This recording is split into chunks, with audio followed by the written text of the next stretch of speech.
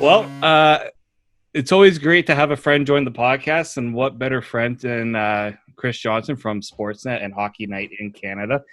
And really, probably the busiest you've been in the last 2 months. I know you've been doing podcasts, you've been doing radio hits, Sportsnet, digital hits. You used to TV hits, and now it's become digital hits.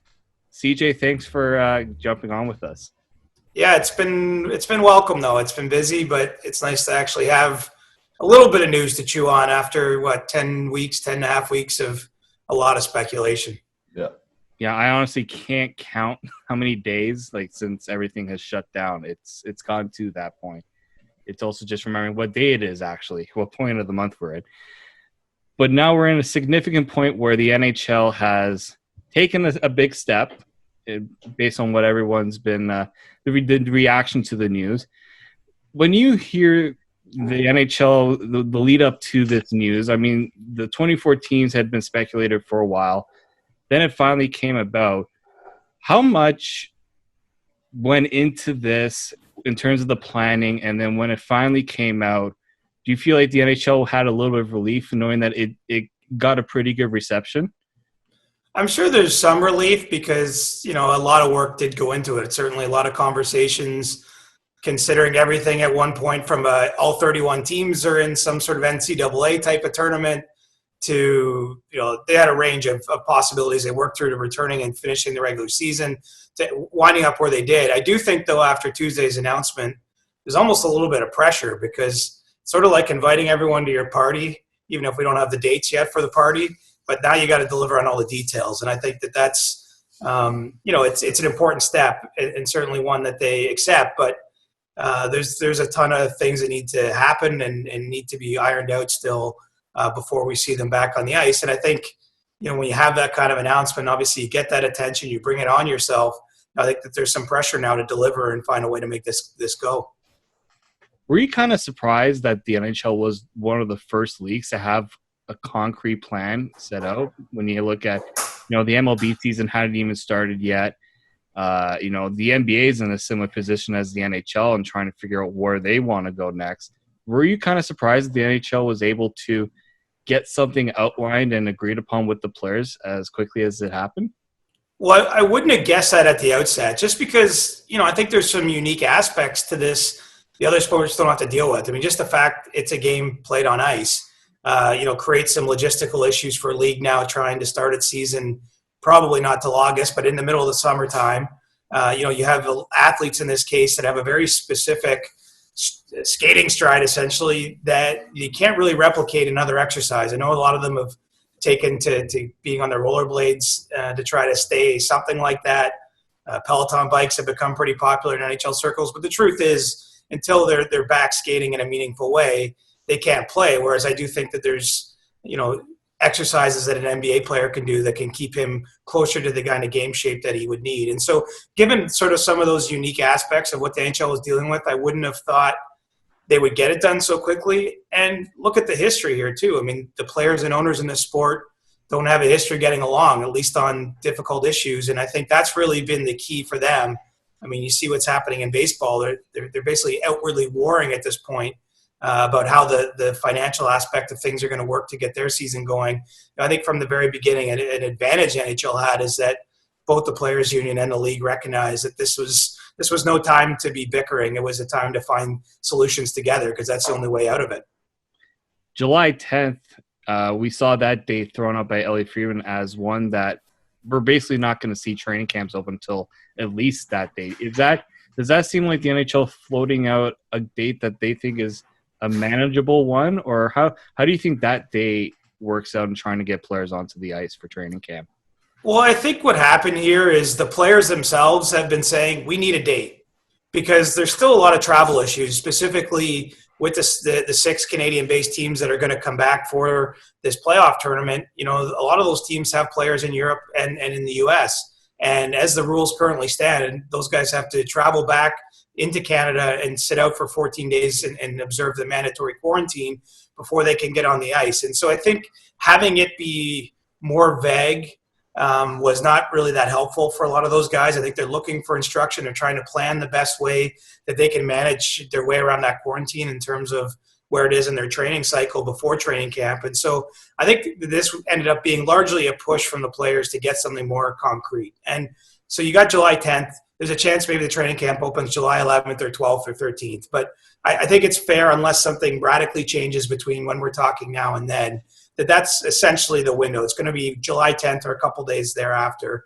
where camp opens. And I think that makes these next 6 weeks a lot easier for the players who are trying to figure out how best to get themselves in shape, and in some cases how to get themselves back to the place where they play for that training camp.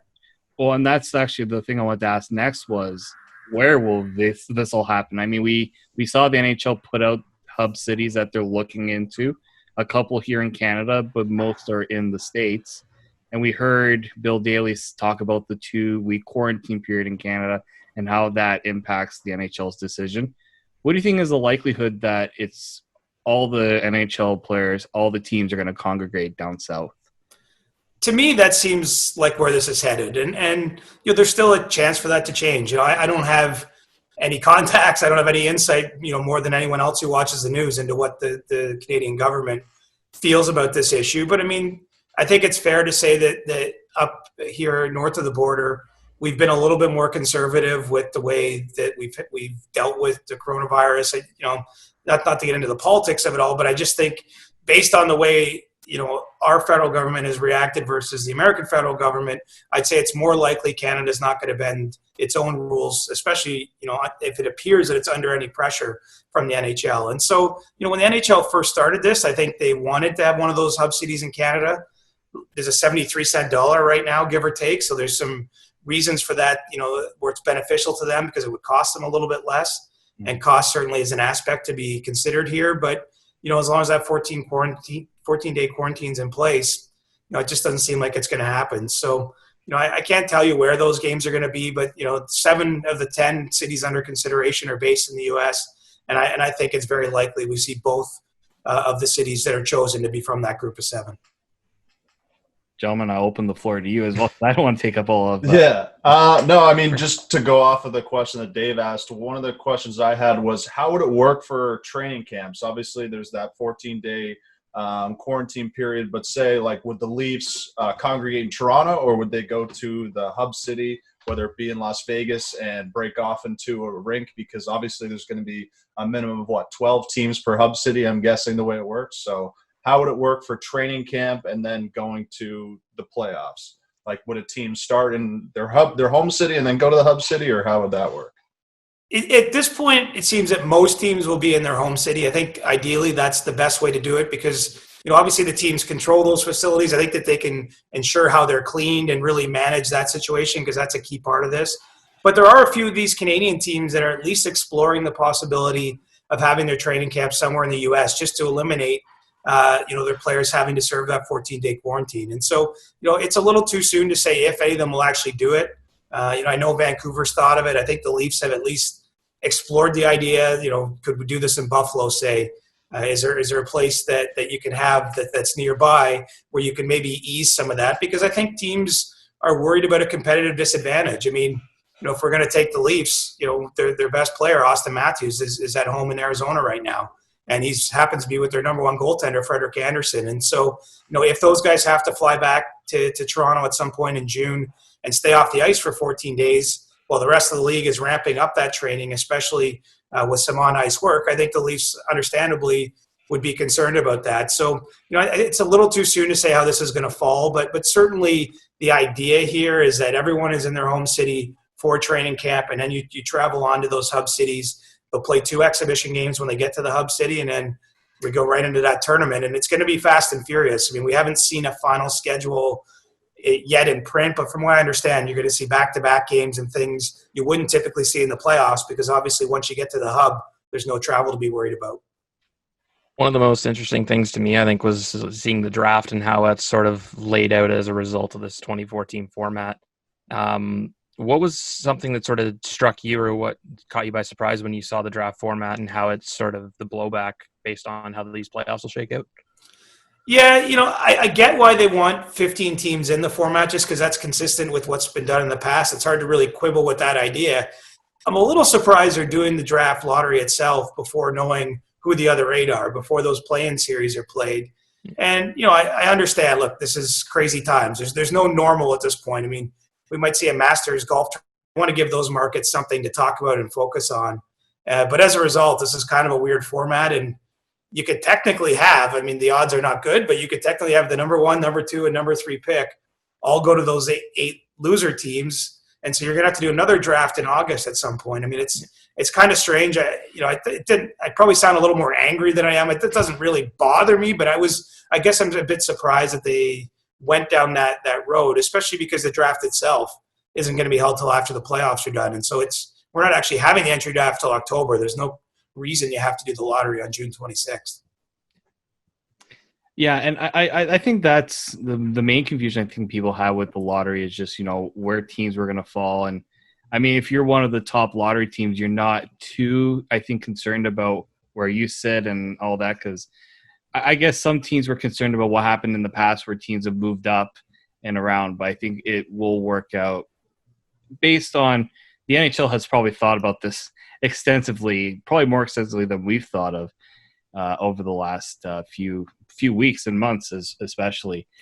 We're going to see something weird though. Like I'm not good at predictions, but after this much time off and everyone's sort of getting players healthy, we don't know who's been getting fat out there or hasn't maybe been as mentally dialed in. And I don't even say that as a criticism. This is such an unusual thing for all of us to go through. I think people react differently, right? And so, I think you're going to see some surprising results out of those best of 5 play-in series.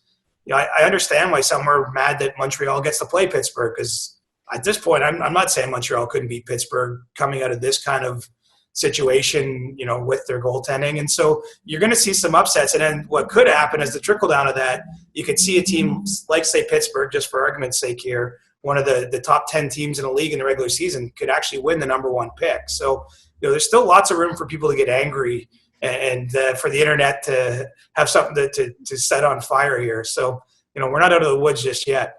It's funny, maximum chaos. That's what we're asking for. Didn't their pick go to Minnesota for Zucker? I believe it's top 10 protected. Okay. If they were to win the lottery, I know they would get to keep it. I'm not sure. Maybe it's top 3 protected, but there is some protection built into that. Yeah, not dumb teams like the Senators and San Jose have had that crush them. So exactly. With the Leafs, they have their top 10 protected pick as well. I guess that sort of applies to them. I don't really think we want to talk about the blowback of another first round exit, but if they were to lose again, how does that situation work out? Yeah, exactly. And so they could potentially win one of the top 3 picks as well if they're one of the 8 teams that lose in that best of 5 play. And I actually thought of this the other day. Like, this shows the wisdom in why you lottery protect those picks, no matter what, no matter how good you think your team is. I think you have to. No one was predicting a pandemic wiping out the season and completely changing the lottery odds, but that's something that happened. And the fact that those picks are protected at least has those teams in this unusual circumstance in a better spot where they're not going to get second guessed. And so I don't think you're going to see very many future first round picks traded that aren't protected at this point, because the risk is just too high. If you lose a first or second or third overall player because you didn't do that, that's almost grounds for firing with how important those assets are in a salary cap world.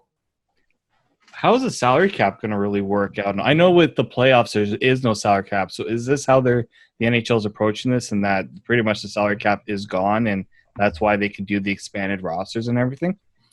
Yeah, exactly. The regular season's over, and when that happens, normally in the playoffs start, there is no more salary cap for purposes of what guys you have on your roster. And so, that's not a worry now as they come back. It's going to have to be negotiated for the 2020-21 season between the players and the owners. And I do think we'll see probably some kind of new agreement, whether it's an actual CBA extension or at minimum, there's going to be some sort of transition agreement for how the rules work now that the league's been turned upside down. And so, I don't think you're going to see the cap go down 10 million or anything like that, because it would be too much chaos for every team. But you'll probably see the cap stay relatively flat. And what's going to happen, truthfully, is that players are just going to have to give back more of their paychecks to make up for the difference in what they would normally make. So I don't want to bore you with too much math, but I think from a practical standpoint, we had an $81.5 million cap this season. It's probably going to be something like that, or $82 million next year. But no one's going to be making the money they thought they were just because the revenues have taken such a hit. Yeah. I mean, one of the things that's similar to that is they were talking about the NFL and the drastic drops they're doing. Obviously, they're renegotiating their TV deal, and that's a big thing for them. But they were talking about $50 million drops in cap space and stuff like that. Was there – I've been seeing online, I don't know if there's any truth to it, that there was an idea of bringing up a buyout window where you can buy out one contract. Was there anything that you've heard or any truth to that at all? It's certainly one possibility. I think it's unlikely here just because the thing with the buyout window, yeah, it gets you out from the cap hit, but there's real money tied to those buyouts. And in some cases, it's a lot of money. And I think, the NHL owners at this point, they're like every other business person in the world. I mean, especially some of the businesses that made these people rich are suffering during this too. And so I don't think those owners, for the most part, are going to be too anxious to spend money to make guys go away. And I think the biggest difference with the NFL too, of course, is that there's guaranteed contracts in the NHL. And so one of the reasons just from sort of like a structural standpoint, because so many players have been signed into the future, you can't drop the cap in half because there's no way then to make the system work. Whereas in the NFL, they can restructure deals, they can cut players on a moment's notice. And so I think that there's different ways that they can tackle it in that sport than in hockey. So, what you're going to get is some sort of agreement. It's almost like a fake cap, if we want to call it that, but it just allows everything to continue forward. But, if you're someone like Austin Matthews and you're supposed to make $15 million next year because he had a front-loaded contract, there's no chance he's making anywhere near that. I mean, it could be $10 million or even less, depending on where things end up with these negotiations. Just quickly, based off that, would he get escrow? Would it have to do with his signing bonus, or would it have to do with his base salary? That's a great question. So players actually get to choose that. And in Austin Matthews' case, just because I've raised it, he gets almost his entire paycheck on July 1st each year. And then he's left about $700,000 to $800,000 spread out through the rest of the season in the normal paycheck. So for someone like him, I think he would have that taken out of the first paycheck typically, because at some point he's actually paying more escrow back than what his salary is, and he'd have to pay money back to his boss, which even when you make the money these guys make, wouldn't be very good. If I had to write Sportsnet a check tomorrow, I wouldn't feel too good about it. Either way. I like the money going the other way, if you know what I'm saying. So, exactly. I don't know how it's going to work during this, though, because this is such an unusual thing. I mean, for example, in 2019-20, players had to pay 14% of their paychecks. It looks like next season it's going to be at least 35% will be deducted for escrow. So I don't know in this, just because it is Brave New World here, I don't know if they'll take it out of that big bonus or if it'll be done retroactively. I'm glad they got smarter accountants than me figuring that stuff out. Yeah. I was going to say, Jake is the accountant of the group, so that it would be a Jake question to ask about escrow. And it's better than baseball, 80%. So exactly. I mean, it's still 35% is a lot, but it could be worse. Yeah. In terms of the playoff matchups, I mean, you talked about Montreal and Pittsburgh and putting Toronto and Columbus aside for a sec. Is there a specific storyline or a specific matchup that you're particularly looking forward to in this playoffs? I'm kind of excited to see the Blackhawks. I don't know if this is just like the old man in me, but, like this group of players that have won 3 cups together, specifically, obviously, Keith and Taves and Kane, those guys probably they didn't have any guarantee anyway that they were going to have another chance at the playoffs while they could still contribute on some level, because obviously their team's sort of going into rebuild around them, and they're one of the teams gifted this spot. And I just feel like with their experience level, let's face it, Kane's still a very, very impactful player. Taves had a pretty good year. Even Keith plays a lot of minutes. He's not the same guy he was 5 or 6 years ago, but I just feel like for them this is truly another life. And because I'm aware of potential chaos, I'd be a little nervous for Edmonton in that series. I mean, I'm not offering that up as a prediction. It's just I feel like that core of players could get things together enough to win that best of 5. And so that one intrigues me. I'd like to see what happens. Vancouver and Minnesota is kind of a weird series, but you got Besser playing the Wild, which was his hometown team. And, obviously Vancouver, it's been a long time since they were in the playoffs. I know the play-in round doesn't technically count, but those will be big games for, one of the teams I think is on the rise. I got my eye on that one. I don't think there's, at this point, I'm like a kid who hasn't eaten candy for 3 months. So I like everything right now. I'm not going to throw the chocolate bars at me, throw the licorice, throw whatever you want. I just want my fix. And that's the thing, right? How much of a fix do you think the NHL is planning with how many games they can have per day? Because, I've heard the talk about doing like an NFL style where it's almost like a full slate of games in a day, or do they do what your idea is, which is like a back-to-back situation? Well, at the start, it's going to be 3 games per day per city. So we'll get 6 games per day. What's weird about it, because those games in each city will be played in the same venue, it's almost going to be like tennis. If you've followed much tennis, it'll be like the first game starts at noon local time. The next game will be like it can't start before 4 p.m. And so obviously if there's overtime in the first game, it could even be pushed to 5 or 6. And then there'll be like an 8 p.m. game, which could be pushed to 9 or 10 at night. I mean, and this is where whether it becomes West or East will matter to the fans. I mean, I've kind of laughed at how interested people seem to be in where the games are going to be played, because with no fans going in, I'm sort of thinking it's immaterial in a lot of ways. Yeah, exactly. But what is interesting is that if you have an East and a West, I mean, there's a scenario where essentially you could have hockey played from almost morning until night in terms of, if you're in the Eastern time zone. If both venues end up being out West, which it remains a possibility, I mean, you might have games at 9 or 10 a.m. local in those markets just to make this work. So, it's going to be unusual. It's going to be a huge challenge for the television broadcasters to pull this off, because they can only have limited staff at the games themselves in the building. So your camera operator, for example, I believe will have to work all 3 games in a day, which is pretty insane. It's an intense job. If you've ever seen those big cameras, I mean, to follow the action, it's going to be like something we haven't seen before. But I think it might remind us certainly of the early days of the NCAA basketball tournament, where you're almost just flipping from one game to the next, and hopefully we get lots of drama like that event usually produces. Well, one thing I know you're when you're in playoff mode, CJ, you're like full grind throughout the entire playoffs, going city to city.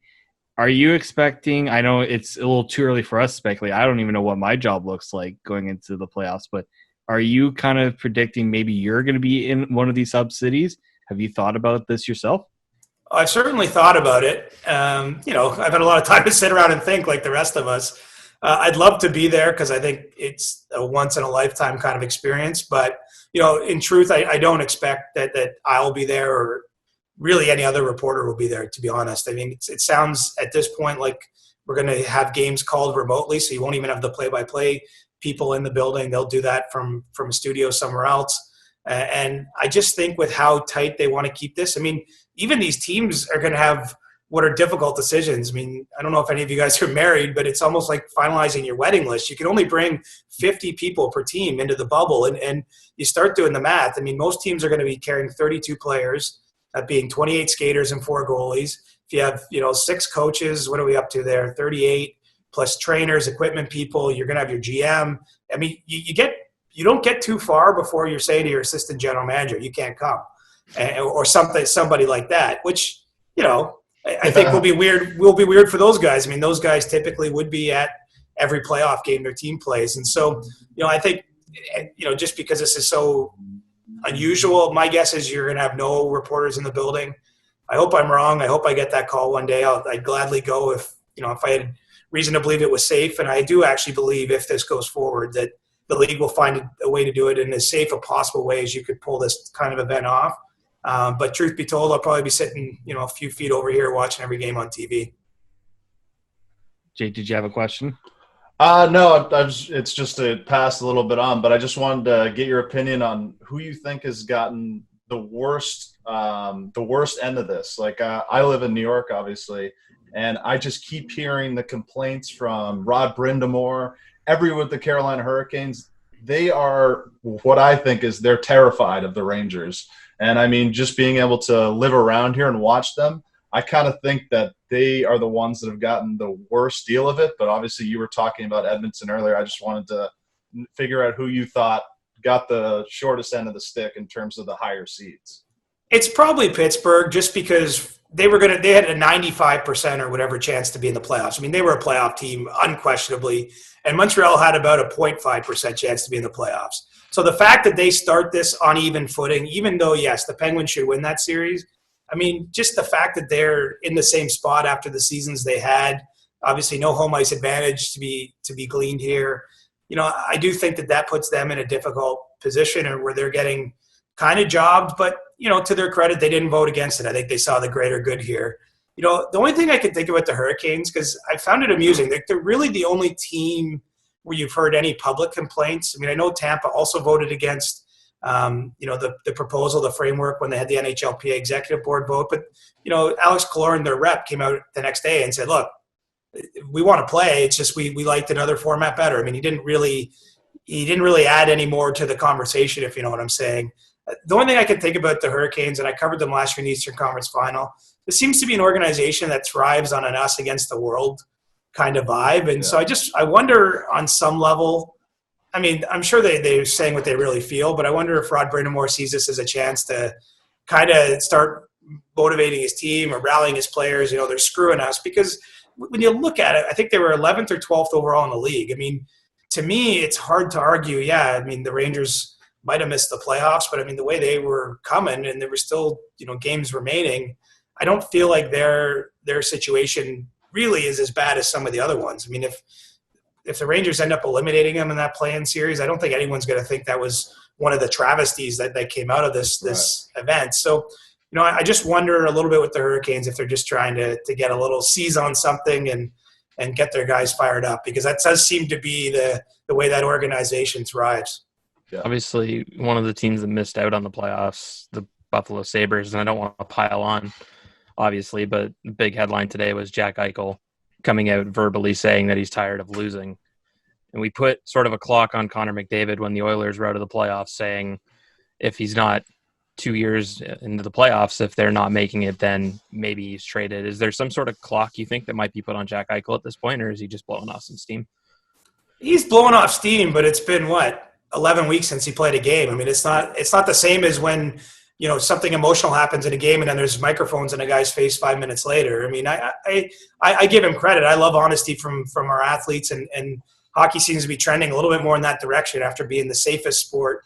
I do think that there's a point where Jack Eichel is going to want to see change. I mean, if it doesn't happen there, this guy's not going to sit and rot his whole career away for an organization that can't get itself together. So, I don't know how calculated that was. I certainly am not suggesting by any stretch he's going to be traded before the next season.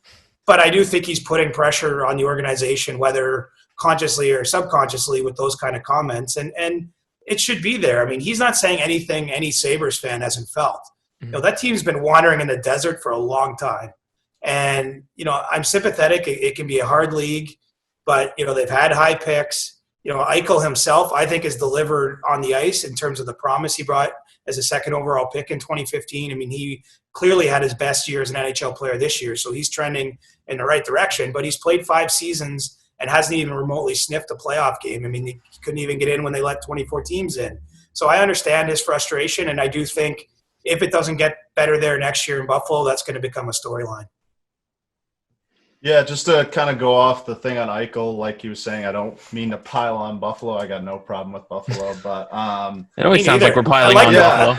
I like going there. I actually I like the rivalry they've always had with the Leafs, but it's like Edmonton. It's like kicking a dead horse. Yeah, exactly. But one of the things you're talking about is how it's sort of like a changing league because guys are, sort of coming out of their shells more. I kind of think of it as kind of like the spit and chicklets effect of where guys are given their own medium to speak out. And do you think there's ever going to be a player where we see what happens in the NBA where guys like Anthony Davis is just like, I want out and I want to go to one specific place? I'm kind of wondering if you get the sense that maybe Jack Eichel is that kind of guy, because he's one of the few guys I've seen that's been this outspoken about a struggling team. Like we've seen a bunch of other superstars stick it out, like John Tavares, and then somehow they ended up, getting a lot better once he left. Do you think a guy like Jack Eichel is going to be one of those guys to sort of break through the traditional NHL thing of sticking around through thick and thin? I could see it in a way. I mean, I think that they still have some window here, though, to get better. And, I'm a big believer actually in Ralph Kruger, their coach. And I think that, you give him more time with that group, that they're going to take some steps forward. I think they have some pieces coming on the blue line. I mean, to me, that's an organization that should be getting the improvement. But I mean, if we're just talking about Eichel specifically, I mean, clearly he's not afraid to voice his opinion. And, in fact, you mentioned Spit and Chicklets. He had an interview with them, I think it was 2 summers ago, and it blew me away just how candid he was. It was awesome. He just spoke, like he is. And if you're a top level athlete, you can get away with a lot. And I'm not even saying speaking your mind is getting away with anything. But I wouldn't surprise me if you heard him, sort of step into his voice a little bit more in even traditional media. I mean, what's he got to – really apologize for? What's he going to be scared of at this point? He's one of the better players in the league. He's still young. He's signed for 6 more seasons, I believe. He's the captain of that team. I know he puts a lot of pressure on himself to be part of the solution, and it's not about looking around and saying, well, this guy's not doing it. This guy, he's got to try to bring that out. But, I do think we're going to keep going a little bit more towards an NBA model. I'm not sure we ever fully get there with players breaking that mold. I just think the team aspect of how you play hockey gets ingrained in you one way or another as you come along. Right. And even as much as we have some personalities in the sport, I don't think, it's not as individualistic of a game as basketball can be. But, I welcome it. Honestly, I know it's not with a tradition or whatever, but I think it makes it more compelling. I think it gives us storylines. I think it gravitates with younger fans. And I hope guys speak their mind, because it's not fun either. You get brought into a league, you don't choose where you start. You get drafted. The way the system works, you have to spend the first 7 years somewhere unless they choose to trade you, but you don't really have that many means to wind up somewhere else. Offer sheets always get matched in this league, and very few even get signed. So, I think the players' careers are short, and those guys, are fully within their rights to take control of that career if they don't like the direction it's headed. No, I do agree that with Dick and with you, CJ, that players are starting to show their voice a little bit more. We want to pivot over to the Leafs, because we like to talk about the Leafs here, and we know what Columbus did last year in the playoffs, and it seems like people are pushing the thought that Dave, don't do it. I'm not saying it's going to happen, but we're hearing more and more about Columbus potentially, for a second year in a row, can have that upset in the playoffs. Obviously, this is a play-in; it's not technically playoffs, although they do have the X beside their Twitter handle. If you had to handicap the Blue Jackets' chance against the Leafs, where would you put them right now? Well, I don't even know if I'd call it an upset, to be honest. This is the 8-9 matchup in the East, and Columbus had a horrible run of injuries this year. I know Toronto actually dealt with its fair share as well, but to me, they're a team that would have been higher up in the standings if they had been healthier throughout the season. And so, they don't have the explosive nature of the Leafs. They struggle to score goals. Basically, these are mirror opposites of each other in terms of teams, with Columbus being one of the best, defensive teams in the league. It's certainly John Tortorella's style fits the personnel with having the kind of young defensemen they have that are real difference makers. And so I think it sets up as a very compelling series, because the strengths are pretty obvious, and it's almost just a how does that come together situation. But it's almost 50-50 for me. I have trouble, and that's not to sit on the fence. I just have trouble seeing either team as a true favorite here. I guess you put star power in the Leafs corner.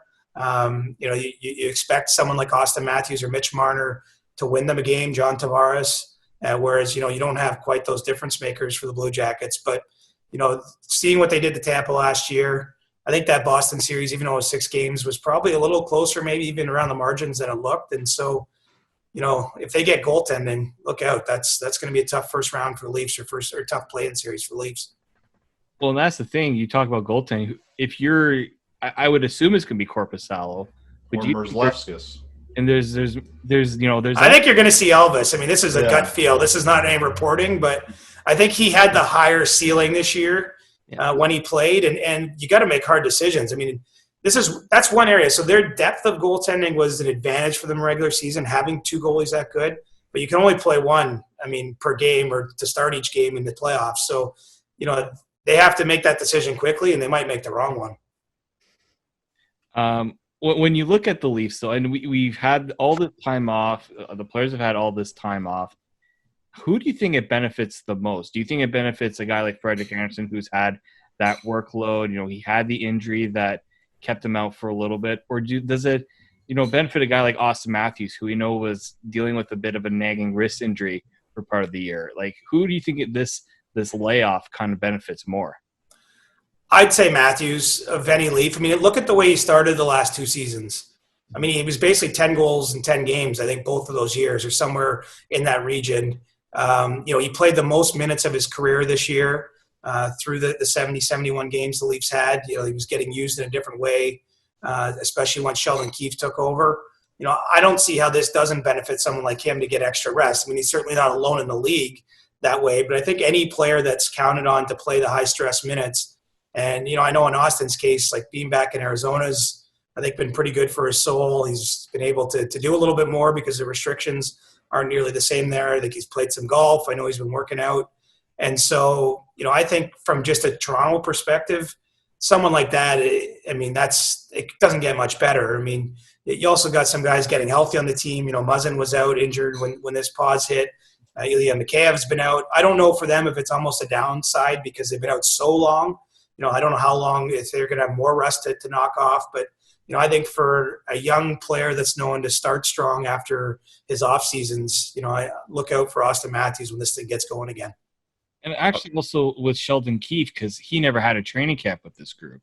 And now I think maybe this gives him the chance to work with the team a little bit more closely than he's had all year long.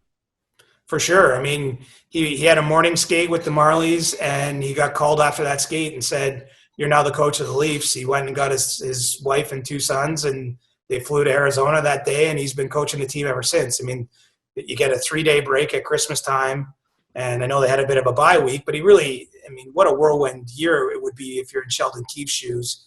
And, there's a lot of attention. There's a lot of pressure. The team had some ups and downs with him. I mean, it was a great start. They had a little bit of a lull.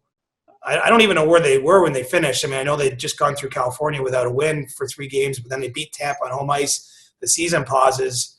They were really riding the roller coaster, and I'm sure on some level, as much as a coach, you're trying to be even keel, he was feeling some of that. And so, this has been probably a great time for him to recharge the batteries, to really go back through that stretch of games, of basically 50 games he coached the team, and figure out what worked, what didn't, and communicate with the players. I mean, I think that it's a huge benefit to someone like him who never got a training camp to begin with. And while it's going to be a weird training camp, he's going to get, something approximating training camp here in July if everything goes as we hope. And need to ask you about Nick Robertson, and he's obviously been dominating the headlines the last couple of days as he had the massive season in the CHL.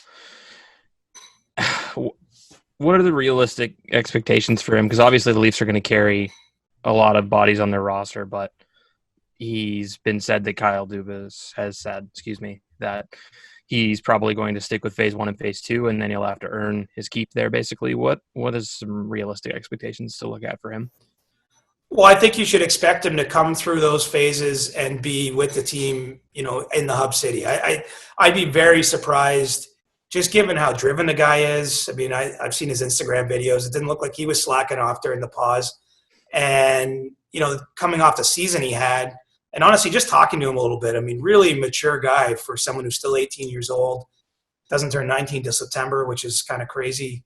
But, I think he's driven to make a hard decision for them. And so, if the Leafs are fully healthy, it's probably not likely he's playing in the games, but I don't think you can rule it out. I mean, to me, you see teams always. I mean, Columbus last year in the playoffs where, they signed this guy Gavrikov, the defenseman, and he played his first NHL games in the playoffs. They had Alexander Tessier playing games for them. He played 10 games all of last season in the NHL, and I think 7 or 8 of them were in the playoffs. I mean, you always see teams look for these reinforcements, and there's a bit of a question mark here for Robertson because he hasn't skated at all since he left Peterborough, in mid-March, and so it's been a little bit of time off. But I just think with the kind of conditioning he's had and with the season he had, he's going to be in the Leafs 28 skaters, and I think that I won't be surprised if he plays his first NHL game during this summer tournament at some point. I mean, I think every team is going to deal with injuries during this, soft tissue injuries, especially for older players that haven't been skating, groin pulls or tears, hip flexors, that kind of thing.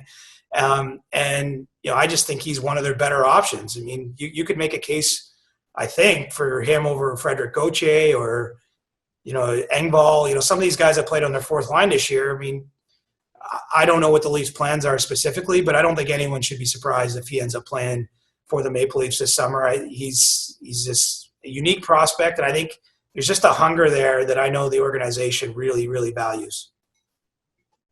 Just to kind of go off that, a really specific question you probably won't know the answer to, but what would the deal be with his entry-level deal? I mean, I know normally it's if you play one playoff game, is it? I know it's 9 in the regular season, but would they change the stipulations for that where it would be a certain number of playoff games, or what would it do for that? Because obviously the Leafs wouldn't really have an interest in him burning 1 year off of that extremely valuable ELC. Yeah, it would be if he gets to 10 games that the first season would be burned. And you're right. This is where the problem sometimes will lie, though. I mean, we could just sketch this out because it's fun. I mean, if the Leafs go on a playoff run and he's playing, I don't think they're going to stop him at 9 games. So, right. I think that you live with that outcome if that's what happens. If he's good enough to stay in the lineup, if the team's playing enough where you get to play 10 games because they're only going to be promised 5 as they enter this thing. And I should mention those are the playing games and the first round games because there's also going to be 2 exhibition games which won't count in any way towards his contract status. But, I think that there's a world – I mean, it's going to require some things to go right for both Nick Robertson and the Leafs where he burns that first year. But, more than likely they would rather do that during a full season. But given that next year's up in the air too, I don't know. I mean, if they got a chance to win a Stanley Cup, I don't think that there's any restrictions on anybody. As long as he doesn't play on the blue line, I think we'll be pretty good with that. So Dangle's not coaching then. Yeah. Oh, the stray bullet there, God. Oh, when we eventually have Dangle on, I hope he doesn't find out that I did that to him. But kind of a finishing thought when it comes to next season. Gary Bettman mentioned the fact that he thinks there's a good possibility that this could go all the way. Next season could start, December, even January. Are you thinking like that's becoming more of a reality now? Yeah, I think you should start thinking about January already. I mean, at this point, if you look at this tournament, it's probably if this goes as well as it can go, and that means the games are actually played because that's a big part of my assumption here. You're not handing the Stanley Cup out till early October based on the current time frame. So, they need a 45 to 55 days from when the cup is handed out before training camps open for an off season. Then you got training camp. I mean, if they manage to play this summer and get the cup handed out, I don't see them starting next year until December at the absolute earliest. I think that's too soon. I mean, it's probably going to be into January. So this is gonna have a ripple effect, and that means next year's Stanley Cup won't be handed out till July 2021. It'll have to be done before the Olympics because NBC's a huge partner of the leagues in the U.S. and obviously shows the Olympic Games. So it's got to be handed out by about July 15th, 2021. But that's the window you're looking at. The league would love to play 82 regular season games. I don't know if that'll be possible, but it's going to be at least 2 seasons before we have anything that looks like the old NHL schedule. And the truth is maybe out of all this, we see a change into how the league does business. Maybe they like something that happens out of all this stuff. Yeah, just sort of a last question for me to go off that. Obviously, the NBA and NHL schedules are aligned pretty evenly. You were talking about the thing with NBC. The NBA, they were talking about the idea of potentially pushing back the season so it avoids NFL football completely. With NBC being such a major partner, and they're obviously the ones who I think are the favorites for the next TV deal in the U.S., do you think it's something where they would also push maybe moving a season 2 or 3 weeks, further ahead down the road, or is that like something that's not even brought up? Oh, it'll be brought up, and make no mistake, because revenues are going to be so important to work with those with whatever network or multiple networks potentially if it's split up. And I just think this has put the NHL and probably all the leagues in a new mindset in general about trying different things and looking at ways to create new interest. And so I think that's possible. I mean, certainly in the past, some of the U.S.-based teams, particularly the Deep South, the Dallases of the world, what have you, I think that they would have preferred to see the season start in November or December just because, it takes them out of the baseball window if you do that, more or less. It gets to at least a little closer to when the NFL season's going, and especially in a market like Dallas, to name one, that's a huge factor for the Stars. It's hard to get attention when the Cowboys are playing in the same spot that you are. And so, I think that there's certain owners around the league that are open to that idea. And really the issue I think that's kept it from happening sooner is most of us in places where the weather isn't so nice don't like the idea of seeing the Cup awarded in July, just because that's one of the few times all year we can get outside and not feel like crap. So, I think that there'll be a push and pull there, or there'll be a tug, but it would not surprise me if we've seen the end or the temporary end of early October starts the NHL regular season, just because this gives you the opportunity to reimagine the world. And I do think that there's a feeling out there that what they had before wasn't perfect. Well, all I can say is as long as it doesn't align with the master schedule, I think we're going to be good, especially after we saw what Tiger Woods did with Peyton Manning. I'm sure you watched that, as I know you're a Tiger fan. Yeah, they're going to ruin my summers, though. That's kind of what I'm saying. That's a subtext there. Yeah. I don't mind getting July and August off into this system. My golf would agree with that too. Yeah, October, it's going to be jam-packed. NFL, NBA, NHL, Masters, I think the U.S. Open or Wimbledon were going to be in October. I mean, if this all happens, we will never see anything like this. It's going to be like tennis and golf majors every other week, all the sports potentially playing at once. It'll be insane, and I am totally here for it. Yeah, it would be a nice change of pace for sure. Well, CJ, we want to thank you very much for your generous time and for putting up with our questions. It was awesome. It was good to see you guys. It was great to see you too. Hopefully you keep safe during all this, and hopefully we'll have a little more stuff to talk about down the road. And yeah, next time we'll be in person and we can cheers a beer or something. It'd be good. Oh yeah, awesome. Oh yeah, that would be perfect. All right, thank you very much, CJ.